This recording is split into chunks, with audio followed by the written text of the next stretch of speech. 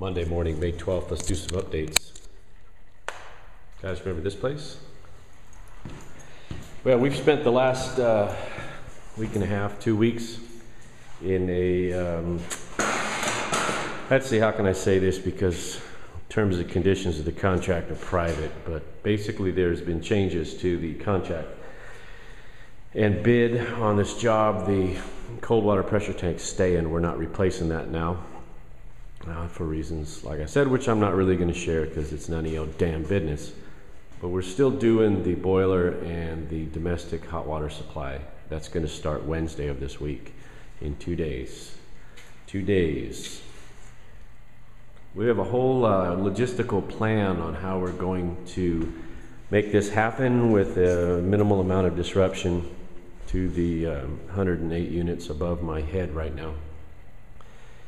And I guess the plan Wednesday is to come in and set the InstaHeat for the domestic hot water supply. The plan is to spend the next 2 to 3 work days getting the infrastructure done for that, getting the gas lines drawn over, the water lines for the most part run, and then Monday of next week we'll do the swap over where we disconnect the domestic heat from the boiler here and tie it into the new InstaHeat hot water system. They're telling me they'll have that done. The actual disruption of hot water for the tenants is only going to be between 4 to 6 hours, potentially 8. So we're noticing the building that it'll be 12 hours that they'll be out of hot water. Cold water will remain uninterrupted. So yeah, so the gauge is staying for now. It's pretty cool though. So that'll be Wednesday. This is why I pull my hair out at night. Stuff like this, and then renegotiating the, oh, now it's firing the boiler. Renegotiating the contract terms and yeah. So let me show you what else I'm doing. It's in a different building, so we're gonna go for a quick drive and I'll show you when I get there.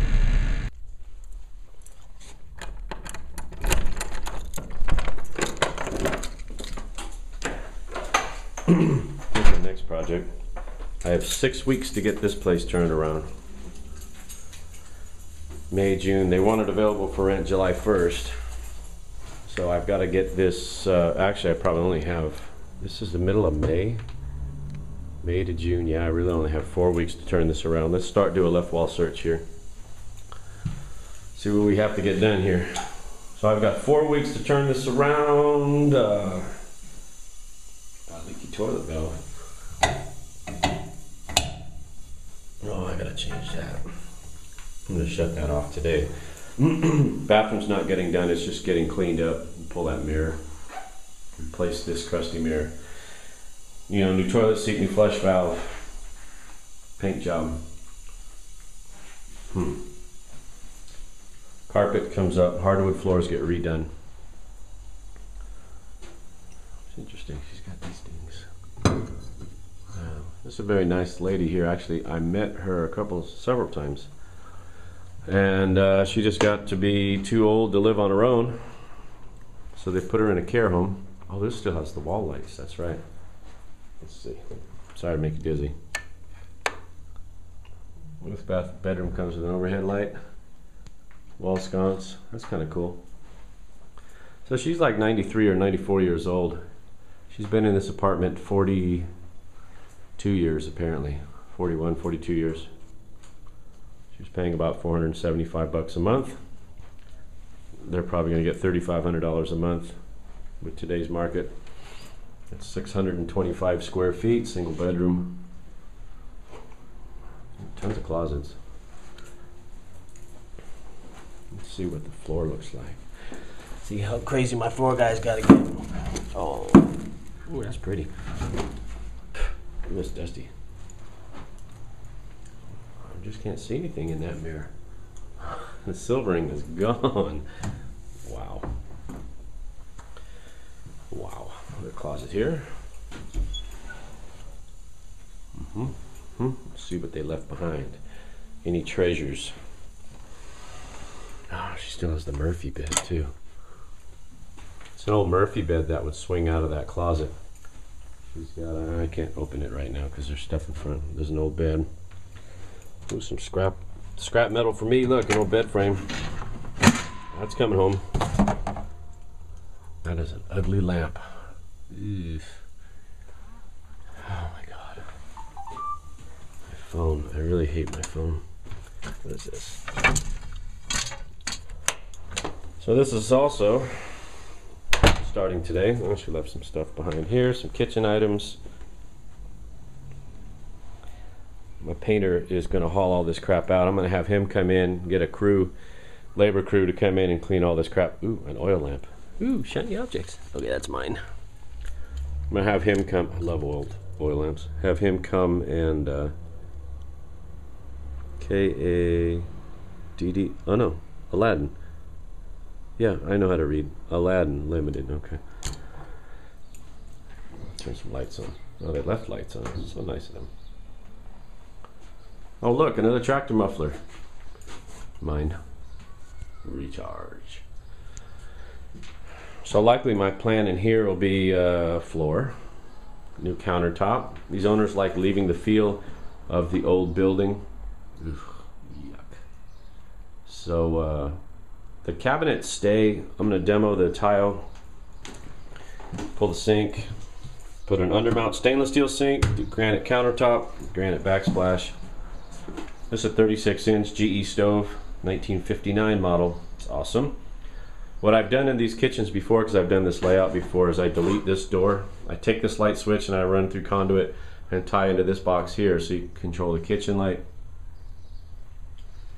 Trying to go slow. And the dining room light out of the same box. And then close that door off. And then the refrigerator goes back in that corner. We replaced this with a 30-inch stove. Put a fridge in that corner because now this lady was living with her fridge in her dining room. Because back in the old days, the fridge used to fit in this hole. This building had a central refrigeration room. I don't know how well you can see the copper lines used to come up and run coolant into each individual unit. They abandoned that system a long time ago. So my deal on this is to get the kitchen all prettied up, coordinate the hardwood floor guy, coordinate the painter. Ooh, this got some plaster repaired. Get this rent ready in a month. So I have this.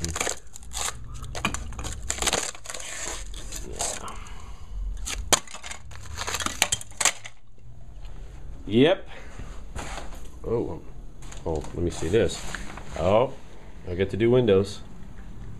Yeah, these old wooden windows have got to go. Yep. Cool. So that's next. Well, no, that's now. That's now. The engine hoist in limbo, waiting for this. My local tool shop just kind of yanked me around for about 2.5 weeks, 2 weeks or so. So I ordered one on Friday. I ordered a Ram online Friday. Sorry, I had to go outside the source. I was able to locate a, well, I used a grade 5 bolt here, but I was able to locate some 3/8 high strength chain. I think it's rated at like 5,500 pounds. And then I had this hook, this snatch hook, which is rated at like 6,400 pounds. Something, I don't know. I always like having 2, 3, 4 lengths of chain. That gives me the opportunity to do a 90-degree spin without any real distortion of the chain. Yeah, it'd be nice to have a swivel, but I don't have one handy, so I use what I have. Got some fresh goat poop soup. Want some? Oh, I can't tell you about this. That'd be a spoiler alert. Sawmill project. When the last time this thing was registered? Oh, one. And I have to sort through these 2 boxes. Very sweet fella that I've done a ton of work for is cleaning out his garage. He doesn't do this kind of work anymore. He's kind of gotten to the age where he's not doing his own repairs anymore. So it's me working on his buildings. And man, I got a ton of stuff in here. So he's just kind of cleaning house. It's awesome. It's awesome. I have to go through this and see what he's got. Thank you, Joe. And you'll see the beehive is no longer a complete set here. Yeah, that means that the super that I dropped off at my bee buddy's house is getting filled as we speak. I went and visited them yesterday, Sunday. And between my work schedule and his work schedule, we're not going to be able to get the bees here till Sunday. Thinking Sunday, because you've got to do it either first thing in the morning, I mean crack of dawn, first thing in the morning, or right around dusk when all the bees have gone into the hive and are sleepy time and less active. So the bees are coming. Patience pays off in this case. Oh, buddy, here's my fun little smoker. I got to show you.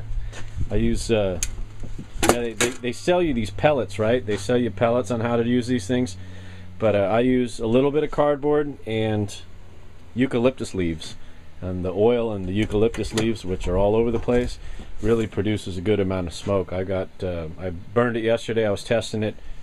Smell it. And I got a good 30 minutes of smoke easily, and I ended up extinguishing it. I know I could have gone much longer. Very cool. I'll give you a little tutorial on how to make smoke without having to buy anything. And then before I can wrap my Monday night up, I've got to rebuild the 2 check valves, or replace the 2 check valves in my Binks Super Bee. The high pressure valve in here in the piston was leaking at the end of the year, and I got a new low pressure valve. There's the seat and check ball for the high pressure valve, and got mosquitoes. The other one's right here. That's one. Where'd the other one go? Oh, it's right there. Anyway, those are the parts. I need that either this week or next week. I've got to shoot up to Yosemite to that cabin that I've done work on before. I've shown you guys videos of that place before. I got to get all the decks power washed and stained before Memorial Day weekend. She's got some renters coming in, and I have a few repairs apparently from that kind of happened over the winter to get it rent ready for this year. It's nighttime. It's late. Yeah. So I got the check valves replaced in here. The Teflon seals were fine, so I didn't do anything with those. I just cleaned them, and I polished the stainless steel piston, the one that actually creates the pressure. And listen. Oh, it's so nice. It creates suction. I put my finger on the, and it creates suction, which is pretty good, considering there's no liquid in that check valve to really seal it up. Put new seals in my Graco 2 with the Rack 10 spray system. Look at it. Oh, smooth as butter. New seals, all lubed up. That's ready to go. That should be ready to go. I've got to fire this thing off tomorrow. It's a little late tonight to be creating all this noise, so I'm going to call it a night for tonight. Hey, check this out. Here's something that's kind of fun. I just realized, literally just realized, I've got a Century battery charger. And if you've been watching my videos for a while, you know I have a Century MIG welder and a Century plasma cutter. Totally and entirely unintentional. The date stamp on the bottom of this thing is May 2nd, 1994. So I just missed my 20th anniversary on this thing, but I remember buying this thing brand new. Can you see it? I don't know, it's not showing up too well on the screen, but maybe you'll see it. But anyway, bought that for my dad back in 1994, and when he passed away in 99, it kind of found its way back to my garage. But anyway, yeah, those are Century's awesome. That plasma cutter is awesome. My MIG welder, all right around vintage early 90s. I think my welder's 92. I think the plasma cutter is 94. Isn't it? 93, 94? I don't know. I have to go back and take a look. But I don't know. I'm getting eaten by mosquitoes. I gotta run. I'll see you guys later. See ya!